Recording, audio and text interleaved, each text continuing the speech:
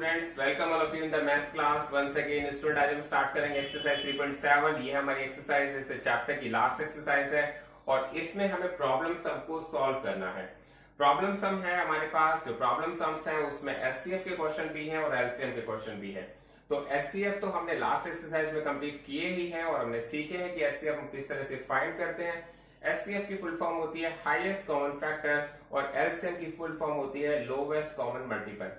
तो हम किस तरह से प्रॉब्लम सम को रीड करके ये चेक कर पाते हैं कि कौन से क्वेश्चन में हमें एचसीएफ फाइंड करना है और किस क्वेश्चन में हमें एलसीएम फाइंड करना है। तो देखते हैं क्वेश्चन नंबर फर्स्ट में आपके पास कहा गया है Renu purchases 2 bags of fertilizers of weight 75 kg and 69 kg।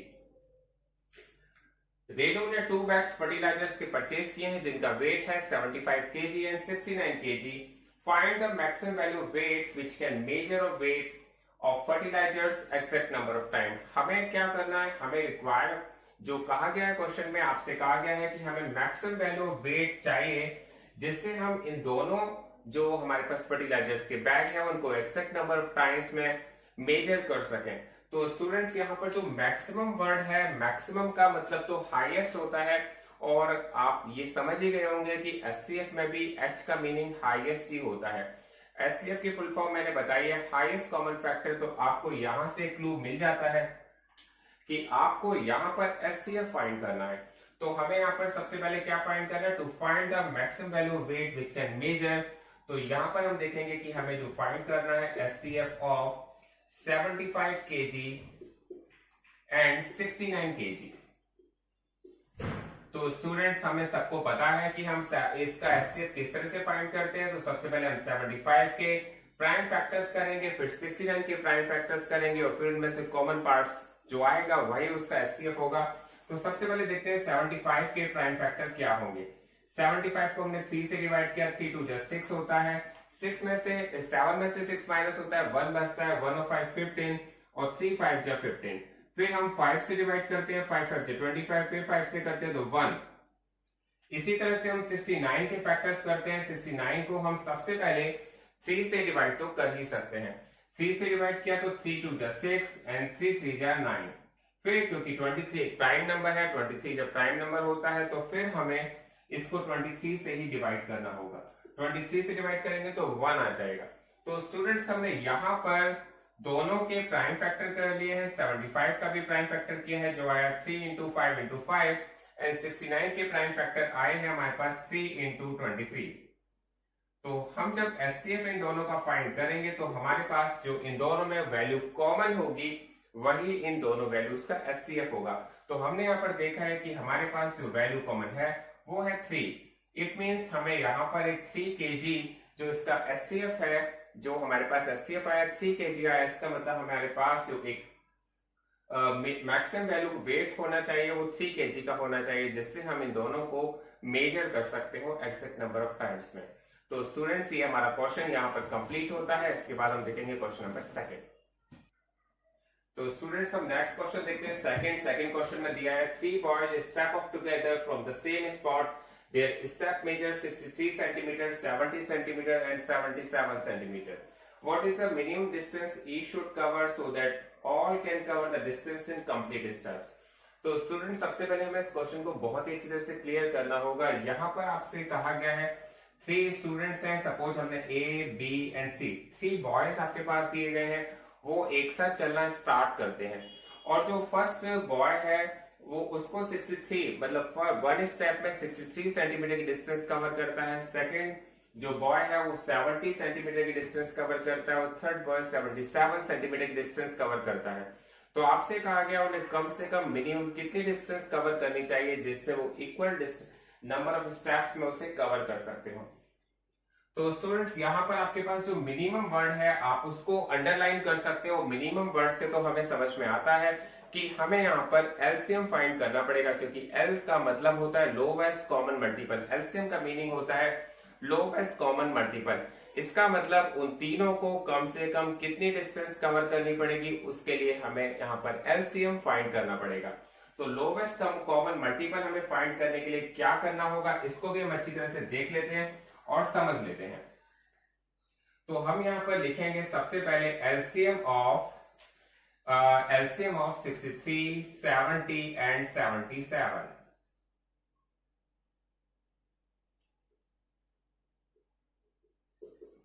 यहां पर हम तीनों वैल्यूज का एलसीएम फाइंड करेंगे और एलसीएम को किस तरह से फाइंड किया जाता है उसको बहुत अच्छी तरह से क्लियर करेंगे।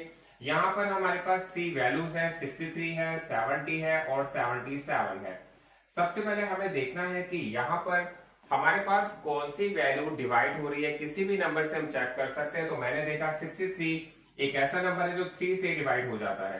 तो 3 से डिवाइड हो जाता है तो 3 2 6 एंड 3 1 3।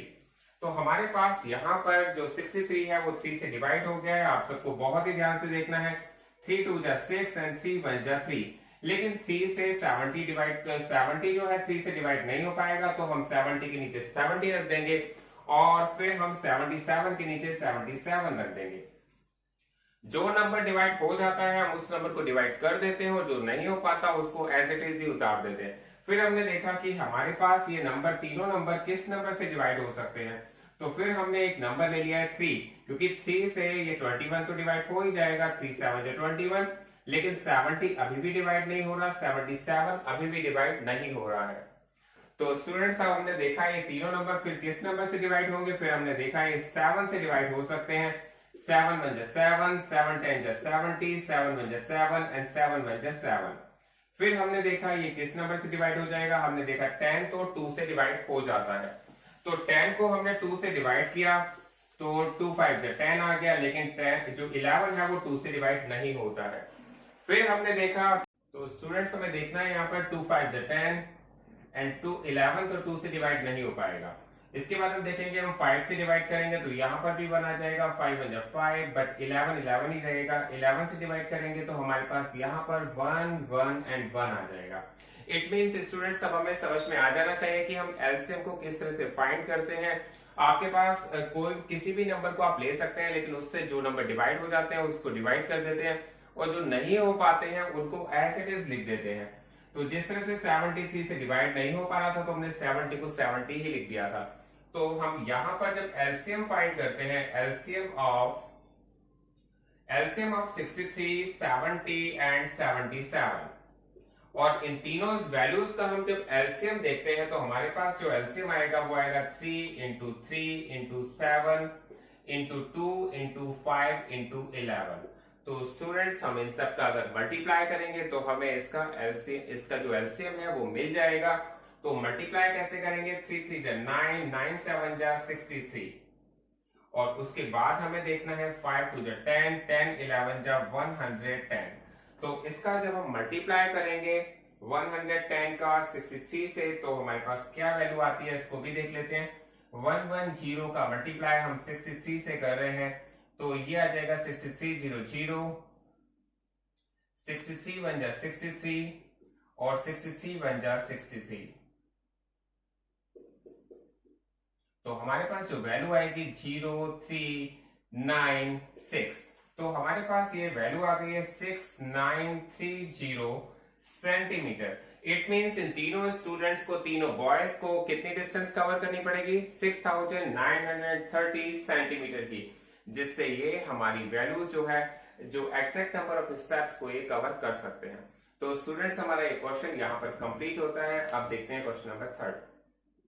तो स्टूडेंट्स अब देखते हैं हम क्वेश्चन नंबर 3। क्वेश्चन नंबर 3 में आपसे कहा गया है the length breadth and height of a room are 825 centimetre, 675 centimetre and 450 centimetre respectively. Find the longest step which can measure the 3 dimensions of the room exactly. आपसे कहा गया है एक रूम की लेंथ, ब्रेथ और हाइट आपको given है। जो लेंथ है वो 825 सेंटीमीटर की है, जो ब्रेथ है वो 675 है और हाइट 450 सेंटीमीटर की दी गई है। आपसे कहा गया लॉन्गेस्ट स्टेप, हमें लॉन्गेस्ट स्टेप की रिक्वायरमेंट है, उस लॉन्गेस्ट स्टेप की हमें मेजरमेंट की रिक्वायरमेंट है। आपसे पूछा गया उसकी लेंथ कितनी होनी चाहिए। तो लॉन्गेस्ट वर्ड जिससे हम उनकी रूम के जो डायमेंशंस है उसको एक्जैक्टली मेजर कर सकें। तो स्टूडेंट्स यहाँ पर हमारे पास एक लॉन्गेस्ट वर्ड आ गया है। Longest it means highest, maximum, इन सभी वर्ड्स का मीनिंग सेम है और हमें ये पता चल जाता है जब हमें लॉन्गेस्ट स्टेप की रिक्वायरमेंट होती है तो हमें इन तीनों का एचसीएफ फाइंड करना पड़ेगा। तो हमें यहाँ पर क्या लिखना है, to find the longest tape which can measure the 3 dimensions of the room exactly. हमें यहाँ पर क्या करना है, हमें फाइंड करना है HCF of 825 centimetre, 675 centimetre and हमारे पास यह है 450 सेंटीमीटर। तो आप सबको एचसीएफ फाइंड करना तो आ ही गया है। एचसीएफ को किस तरह से फाइंड करते हैं, आपको क्या करना है, 825 के प्राइम फैक्टर्स करने हैं, फिर 675 के भी प्राइम फैक्टर्स करने हैं, फिर 450 के भी प्राइम फैक्टर करने हैं। फिर हमें देखना है कि इन तीनों में से कॉमन फैक्टर्स कौन से आ रहे हैं, और तीनों जो कॉमन फैक्टर्स होते हैं उनका मल्टीप्लाई अगर हम कर देते हैं तो एचसीएफ हमें मिल जाता है। तो स्टूडेंट्स यहाँ पर 825 जो हमारे पास फर्स्ट नंबर है उसके प्राइम फैक्टर हम कर रहे हैं। तो सबसे पहले मैंने इसे 5 से डिवाइड कर दिया है, और 5 से डिवाइड करके 5 1 जा 5, 5 6 जा 30 एंड 5 5 जा 25। आप सबको ये प्राइम फैक्टर तो समझ में आ ही गए होंगे। तो हम यहाँ पर फिर 5 से डिवाइड करते हैं, 5 3 जा 15, 1 5 बच गया, 5 3 जा 15, फिर 3 आ गया, फिर हमने 3 से डिवाइड किया तो 11 आ गया, 11 से किया तो 1 आ गया। तो स्टूडेंट्स इसके बाद सेकेंड नंबर है हमारे पास 675। 675 का हम प्राइम फैक्टर करेंगे। तो सबसे पहले हम 5 से डिवाइड करेंगे, 5 1 5, 6 में से 5 माइनस करते तो 1 आ जाता है, 1 7 आ जाता है, 1 7 इट मींस 5 3 जा 15 एंड 5 5 जा 25। फिर हमें 5 से डिवाइड करना है, 5 से हमने डिवाइड किया तो 5 2 जा 10 एंड 5 7 जा 35। फिर 3 से डिवाइड किया, 3 9 जा 27, 3 से किया 3 3 जा 9, फिर 3 से किया 3 1 जा 3। तो स्टूडेंट्स मैंने आप सबको ये बताया था कि जब भी आप किसी के प्राइम फैक्टर करते हैं तो आपको ओनली प्राइम नंबर ही लेने होते हैं, कंपोजिट नंबर नहीं लेने होते। इसके बाद जो लास्ट नंबर है वो है 450, और इसके हमने प्राइम फैक्टर किए तो हमने इसको भी 5 से ही डिवाइड किया है, 5 9 जा 45, 5 0 0, फिर 5 से डिवाइड किया तो 5 8 जा 5 1 जा 5, 5 8 जा 40। फिर हमने 3 से डिवाइड किया, 6 आ गया, फिर 3 से डिवाइड किया 2 आ गया, फिर 2 से किया तो 1 आ गया। यहाँ पर हमारे पास 3 वैल्यूज गिवन थी, हमने तीनों के प्राइम फैक्टर कर दिए हैं बहुत ही ध्यान से। और फिर उसके बाद 825 के जो प्राइम फैक्टर है वो है 3 into 5 into 5 into 11। तो स्टूडेंट्स जब भी हम प्राइम फैक्टर लिखते हैं, वैसे तो हम किसी भी ऑर्डर में लिख सकते हैं, लेकिन उसको असेंडिंग ऑर्डर में लिखते हैं तो ये बहुत ही अच्छा होता है। तो 3 5 5 11। इसके बाद हमने 675 के प्राइम फैक्टर देखे हैं, तो 3 into 3 into 3 into 5 into 5। और इसके बाद 450 के प्राइम फैक्टर है 2 into 3 into 3 एंड 5 into 5। तो स्टूडेंट्स हम यहाँ पर देखेंगे इनके कॉमन प्राइम फैक्टर कौन कौन से हैं। तो हमें कॉमन प्राइम फैक्टर देखने में लगता है कि सबसे पहले तो 3 एक कॉमन प्राइम फैक्टर है। फिर हमने देखा कि एक हमारे पास ये 5 भी आ रहा है,